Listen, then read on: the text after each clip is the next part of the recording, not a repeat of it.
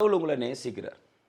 அவர் பரலோகத்தையே மொத்தமாக பார்த்து இருக்கிறதுல எது பெஸ்ட்டாக இருக்குதோ அதை என் மகனுக்கு தரணும், அதை என் மகளுக்கு தரணும்னு யோசித்து கடைசியில் எதை பெஸ்ட்டாக இருக்கிறத கொடுக்கலான்னு கடைசியில் உங்களுக்குன்னு என்ன கொடுத்துருக்கார் தெரியுமா? தன்னுடைய சொந்த குமாரனாகிய இயேசு கிறிஸ்துவை உங்களுக்காக, எனக்காக, நமக்காக சிலுவையில் ஒப்பு கொடுத்திருக்கிறார். வேதம் அதுதான் சொல்லுகிறது. தன்னுடைய சொந்த குமாரன் என்று கூட பாராமல், தன்னுடைய சொந்த பாச நேச மகன் என்று கூட பாராமல் சிலுவையில் அவரை நமக்காக ஒப்பு கொடுத்திருக்கிறார். இயேசு நமக்காக சிலுவை சுமந்தார், நம்முடைய துக்கங்களை சுமந்தார், நம்முடைய வேதனைகளை சுமந்தார், நம்முடைய வியாதிகளை சுமந்தார். நம்முடைய வியாதிகளை சுமந்தார்னு சொல்லும் பொழுது தான் எனக்கு ஒரு சாட்சி ஞாபகத்துக்கு வருது. அவை சேர்ந்த ஒரு பிரபலமான ஊழியர், அவர் பிள்ளை இறந்துட்டார். மோரிஸ் செருல் அவருடைய பேர். அவருடைய அம்மா ஒரு யூதர், அப்பா யூதர் கிடையாது, சரிங்களா? ஆனால் யூதர்களுடைய வழிப்படி பார்த்தீங்கன்னா அம்மா யூதராக இருந்தால் அந்த குழந்தை யூதன் தான். ஸோ அவர் சொல்லுவார், ஏன் சாயம் ஜூ அப்படிம்பார் மோரிஸ் செருல்லோ. அவருடைய பிரசங்கங்கள் அனல் பறக்குங்க, செம்மையாக பிரசங்கம் பண்ணுவார். அவருடைய வார்த்தைகள் ஒன்றொன்றும் கிறிஸ்துவுக்குள்ளே நம்மை வேரூன்ற கட்டுகிற வார்த்தைகளாக இருக்கும். அமெரிக்காவே அசைச்சார் அந்த ஊழியக்காரி, ஏன் உலகத்தையே அசைச்சாருன்னு தான் சொல்லணும். மோரிஸ் செருல்லோ அவர் நல்ல ஊழியம் செஞ்சுட்டு இருந்தார். அவருடைய முதிர் வயதாயிடுச்சு, ஆல்மோஸ்ட் ஒரு 70+ ஆகிடுச்சு. அந்த டைமில் பார்த்து அவருக்கு ஒரு பிரச்சனை என்னென்னா, அவர் காலில் லைட்டாக ஏதோ ஒரு பெயினை உணர்ந்துட்டே இருந்திருக்கிறாரு. அப்புறம் நாளடைவில் அந்த பெயின் ஜாஸ்தி ஆகிட்டே இருந்திருக்குது. டாக்டர்ஸ்ட்டை கொண்டு போய் பார்த்துருக்கிறாரு.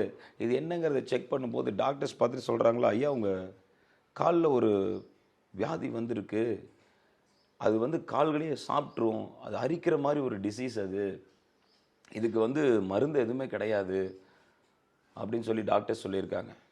அவரும் அதை கேட்டு சரி ஓகே கர்த்தர் என்ன சுகமாக்குவாருங்கிற விசுவாசத்தில் அவரும் வீட்டுக்கு வந்துட்டார். பார்க்குறாரு, நாளடைவில் சில மாதங்கள் அந்த கால்களில் இருக்கிற சதைகள் எல்லாம் அந்த புழுக்கள் அப்படியே சாப்பிட ஆரம்பிச்சிருச்சு.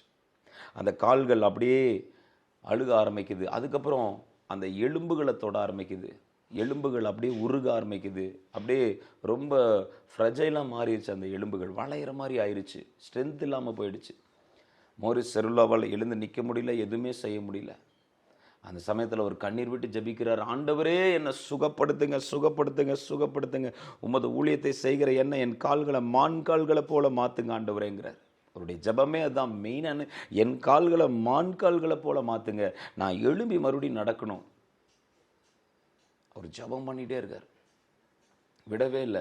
நாளுக்கு நாள் சூழ்நிலை மோசமாக இருக்குது, இவருடைய ஜபம் ஸ்ட்ராங் ஆகிட்டே இருக்குது. இவருடைய ஃபெய்த்து தான் எப்பயுமே கன்ஃபர்ஸ் பண்ணிட்டே இருப்பார். மோரிஸ் செருல்லோடைய வார்த்தைகள் பார்த்திங்கன்னா நிறைய ஃபெய்த்தை சொல்லிகிட்டே இருப்பார், செய்வார் ஆண்டவர் அப்படின்னு சொல்லிட்டு. ஒரு நாள் என்னாச்சு தெரியுமா? ஆண்டவர் அவருடைய காலை தொட்டிருக்கார். பரிசுத்த ஆவியானவர் அவருடைய கால்களை தொட்டு அவருடைய கால்கள் அப்படியே சுகமாக ஆரம்பித்தது. பார்க்குறாரு, அந்த சதையெல்லாம் புதுசாக அப்படியே ஸ்ட்ரென்த் ஆக ஆரம்பிக்குது, எலும்பு அப்படியே ஸ்ட்ராங்காக ஆரம்பிக்குது. ஏஞ்சி நின்று பார்க்குறாரு, ஏஞ்சி நிற்கிறாரு, நடந்து பார்க்குறாரு, நல்லா நடக்க முடியுது. காலை நல்லா தட்டி பார்க்குறாரு, ஸ்ட்ராங்காக நிற்குது.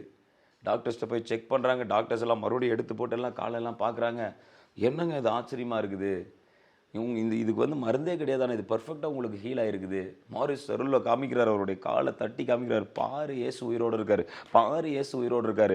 நம்ம வியாதிகளை சுமந்தது உண்மை, நம்முடைய பலவீனங்களை சுமந்தது உண்மை, நமக்கு நன்மை செய்வது உண்மை. உண்மையாய் அவரை நோக்கி கூப்பிடும் பொழுது நிச்சயமாக சுகம் கிடைக்கும், நிச்சயமாக அற்புதம் கிடைக்குங்கிறது உலகத்துக்கே சாட்சியாக சொல்கிறாரு மோரிஸ் செருல்லோ. நடக்கவே முடியாத சில பிரச்சனைகள், மாறவே மாறாத பிரச்சனைகள் இயேசுவின் நாமத்தில் நிச்சயமாய் மாறும். அந்த கேன்சர் வியாதி மாறும், அல்லேலூயா. அந்த ஆர்த்ரைட்டிஸ் மாறும், அந்த பிரெயின் டியூமர் மாறும், அந்த இருதயத்தில் இருக்கிற பிரச்சனை மாறும். ஹல்லேலூயா. கர்த்தருடைய வல்லமை இறங்கும் போது நிச்சயமாக சூழ்நிலைகளை தலைகீழா தேவன் மாற்றுவார். அந்த மரட்டுத்தன்மைகள் நீங்கும், ஆசீர்வாதங்கள் வீட்டுக்கு வரும். மோரிஸ் செருல்லோ சொல்றார், yes my God has healed me.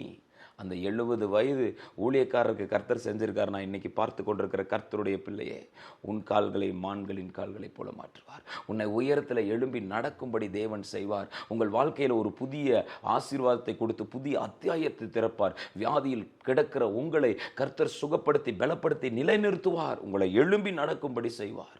உங்கள் வெட்கத்தை நீங்கள் மறக்கும்படி செய்வார். ஆமென். கர்த்தர் உங்களை ஆசீர்வதிப்பாராக. God plus.